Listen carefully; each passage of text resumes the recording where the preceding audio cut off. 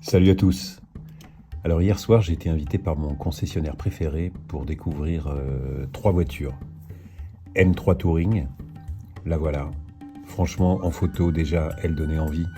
Mais alors là, c'est waouh. Non, les proportions sont top. La voiture est ultra musclée, elle est posée.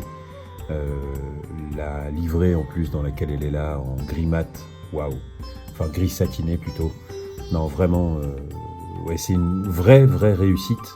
Bon, je reste M4 coupé, hein, mais concernant l'intérieur, on retrouve complètement tous les codes de M3 M4, hormis les écrans qui font effectivement un peu plus moderne, mais par contre, à mon sens, moins bien intégrés que dans la M4 par exemple, où c'est beaucoup plus homogène avec le tableau de bord. Là, on est vraiment sur des grosses dalles, alors qu'ils donnent énormément d'infos.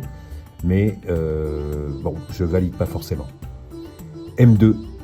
Alors M2, non, l'esthétique extérieure, non, vraiment, non. C'est bon, déjà la M2 n'est pas une voiture qui me fait vibrer, mais je suis plutôt sur les plus gros coupés.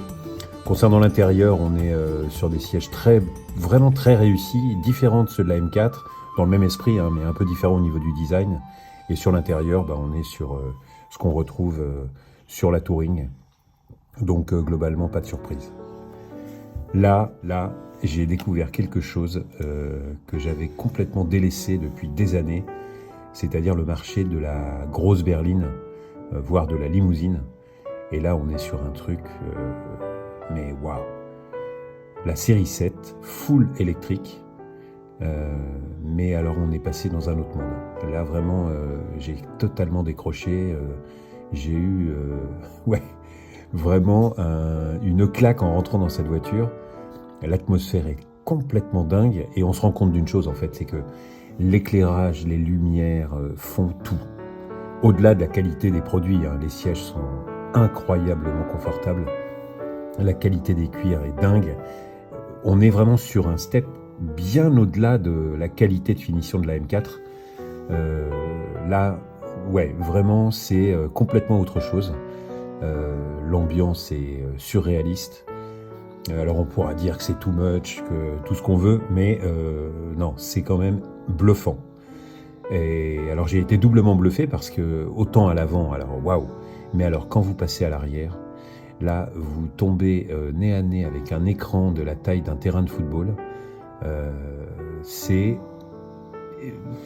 j'ai pas les mots quoi. C'est vraiment surprenant de voir l'évolution incroyable qu'il y a vraiment dans le secteur très haut de gamme des voitures type limousine.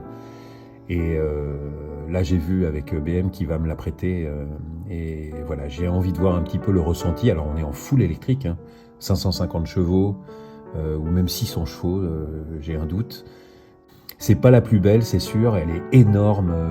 Le nez, autant sur les séries M, les vraies séries M, je trouve que ça se marie plutôt bien. Là, moins. Mais en tout cas, une grosse surprise à suivre. Et puis alors, voilà, il y avait garé devant la M8 compétition, qui est quand même une sublime voiture. Je trouve qu'elle a même encore plus de lignes que la M4. Voilà. À suivre, je vous dis à très bientôt, et peut-être en électrique. Salut!